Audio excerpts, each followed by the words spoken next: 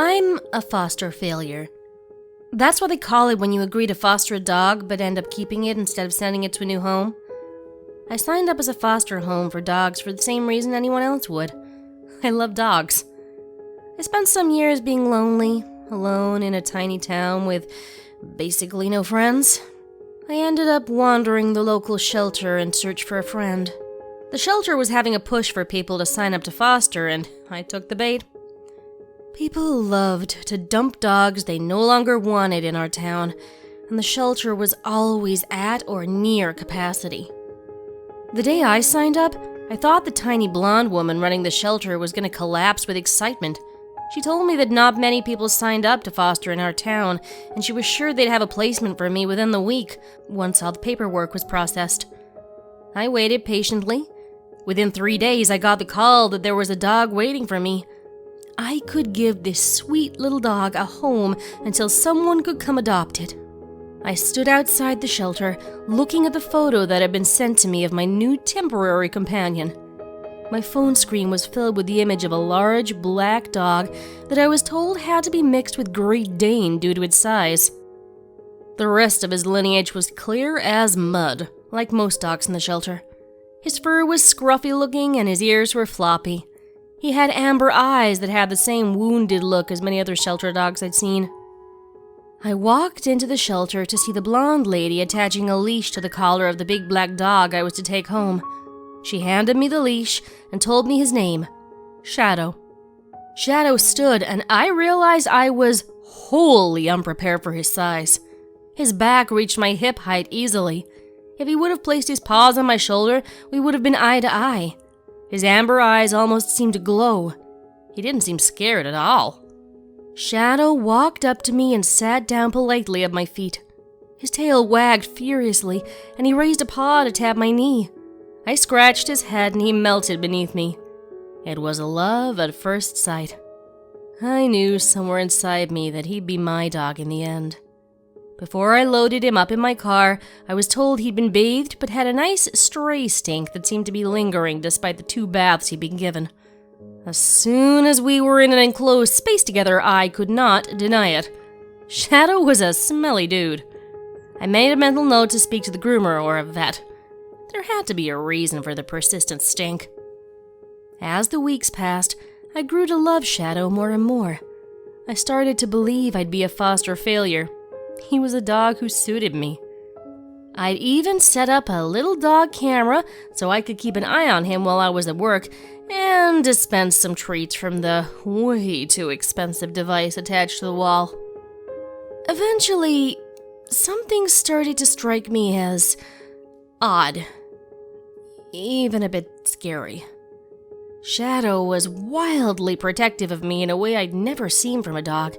The slightest unexpected noise would cause him to jump in front of me, hackles raised and teeth exposed, ready to attack anything that may dare to cross my path.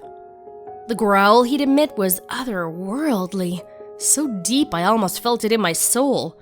When no threat was found, Shadow would return to my side, happily wagging his tail and panting, ready to play tug-of-war. One night, about a month after I agreed to foster Shadow, I laid in my bed nearly asleep. Shadow occupied the spot next to me. I could nearly see those amber eyes sparkling in the dark. Just as I was beginning to fall asleep, I was jolted awake by the sound of my front door rattling. Shadow was immediately up, fur raised and teeth bared. He bolted to the living room. I grabbed a baseball bat stashed beside my bed and began creeping to the living room as I heard the door open. Someone had broken in. I heard Shadow's growl and began to round the corner. I was completely floored by what I saw. Shadow moved like a superhero, so fast I could barely see him. Before I could even say his name, his teeth were wrapped around the burglar's neck. I swore I saw his claws grow. His teeth transformed into rows of points like a shark.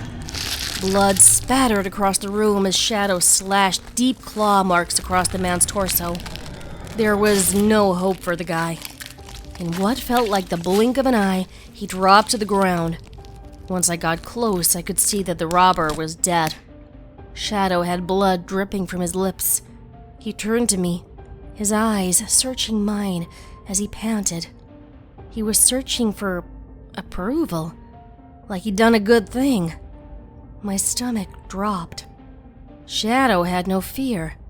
He attacked the man like he'd done it 1,000 times before. He killed him swiftly and easily. How could a thing I loved so much do something so horrific? To add to my horror, there was a dead man on the floor. The mangled mess in my living room couldn't feasibly have been caused by a dog attack. I felt bile rise in my throat. I was in an awful situation. I couldn't even identify all my emotions. I was somewhere between terror, misery, and even a little love mixed in there. Something in me knew for certain that Shadow wouldn't hurt me. He was protecting me, protecting our home. Maybe it was some sort of dog Stockholm syndrome? Is that a thing? I was equal parts terrified and adoring of Shadow. As I tried desperately to sort my brain out, I saw Shadow was pulling the body of the robber across our living room. He dragged it all the way to our backyard. I knew what to do. I hate to say it, but I buried the man in our yard. What else was I gonna do? No cop would believe that Shadow did that. I would be to blame. Besides, even if they did believe it was Shadow, they'd take him from me. They'd euthanize him. I felt like our souls had bonded. I couldn't let him go. I called the shelter the next day to tell them I was officially a foster failure. I wouldn't be returning Shadow. The shelter owner sent me the adoption paperwork, more than happy that Shadow had a new home. Shadow spent every moment by my side. A few months after the robber incident, my doorbell rang. Fear struck me immediately. What if it was someone else that Shadow felt the need to demolish? To my shock, Shadow did not react in his normal protective way. He looked at me, then the door, and let out an approving howl. I opened the door to find a man dressed in a business suit with slicked back hair. He had a briefcase and a file folder. I assumed he was some sort of missionary. "Hey, buddy, I don't need Jesus, but thanks anyway," I said through the glass door. "Oh, I know you don't." He pointed behind me to Shadow, who was glued to my side. "I'd like to talk to you about that dog." My heart sank. Was this his original owner? "I've adopted him already. I've got the paperwork," I said, my stomach churning at the thought of Shadow being taken from me. "Oh, he's not mine. Well, I guess he is, kind of. But I don't want him. I just want to tell you some things. May I come in?" I hesitated, but Shadow's lack of reaction made me feel safe. I opened the door, and the man came inside. He gave Shadow a pat on the head. He muttered that the smell really didn't get any better up here. He passed the file folder to me. The front read, "So you've adopted your Hellhound." I opened it to find several pamphlets. Squashing the sulfur, making your Hellhound smell fresh, training your Hellhound, and which entity are you? Flowchart inside, among many others. I'm sorry. What? Hellhound? I laughed. I couldn't help it. Okay, look, I am on a limited time frame here. I don't have time to let you process your shock or whatever. Somewhere in you, you know your dog isn't a normal dog. And somewhere in you, you know you aren't normal, don't you? The man leaned forward, hands clasped. It was like his words sank into me, puzzle pieces falling into place.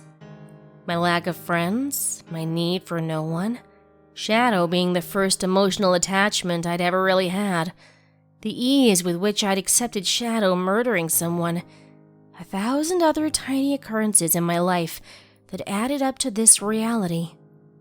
I wasn't normal. He's a hellhound. You're a... well, we don't really love the word demon, but if the shoe fits... The guy trailed off. He tapped the pamphlet that mentioned entities. I included that one so you can be sure. There's a slight chance you're something else, but demon is what my money is on. Your little friend here is your protector.